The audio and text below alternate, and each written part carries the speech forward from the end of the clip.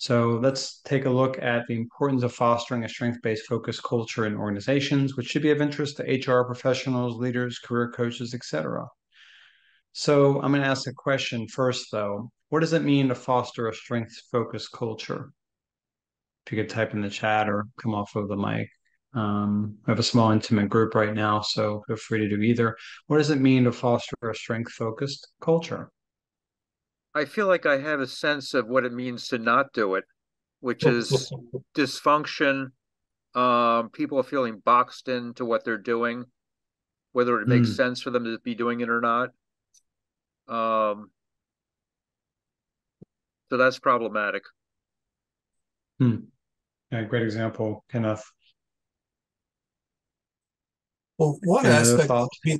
one aspect means you'll be valuing diversity instead of expecting everyone to be able to produce the same thing. Yeah.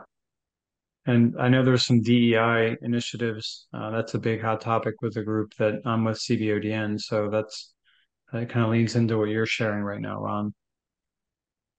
That's a great example. Any other thoughts?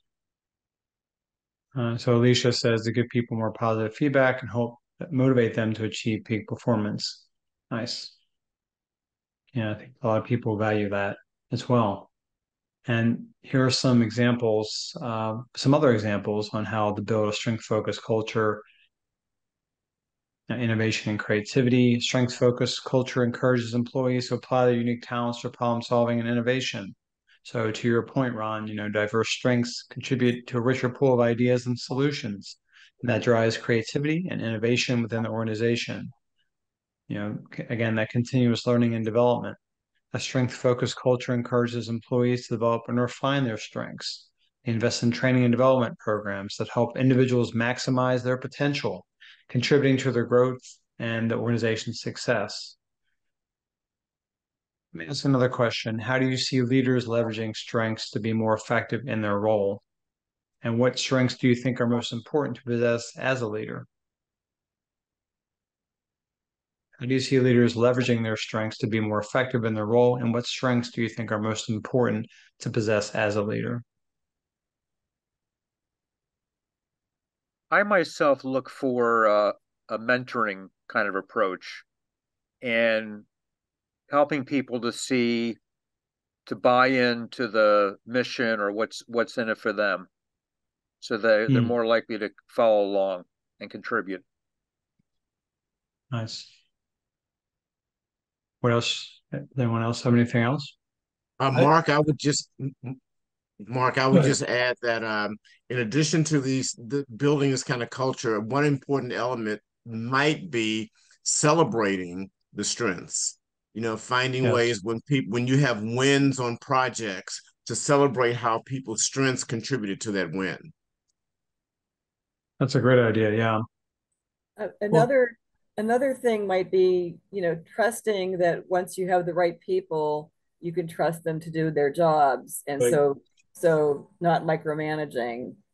Yeah. Almost suggesting that you've vetted their strengths or their capabilities, their experience before they're put onto a team or leading a project, etc. Yes. Sounds like I think one great important strength for a leader is to be able to communicate well. You might have all the communication. best ideas in the world, but if you can't communicate them to the team, it's not going to go well.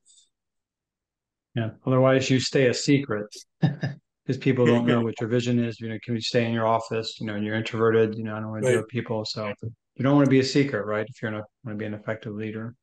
Well, here are some other examples.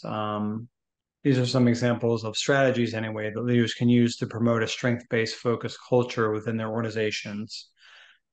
Leading by example, I think, is a great one. Regular feedback and coaching. I think, Kenneth, you mentioned the coaching, mentoring, encouraging open conversations like an open door policy, creating a culture of open and honest communication where employees can feel comfortable discussing their strengths and weaknesses, setting strength-based goals, fostering collaboration. Again, that thing, actually, my son went through this in middle school. They actually are teaching now growth mindset versus fixed mindset. So promoting a growth mindset where employees are encouraged to continually develop their strengths and explore new areas for growth. So, and emphasize that strengths are not fixed, they can be further developed. And then things like feedback loops.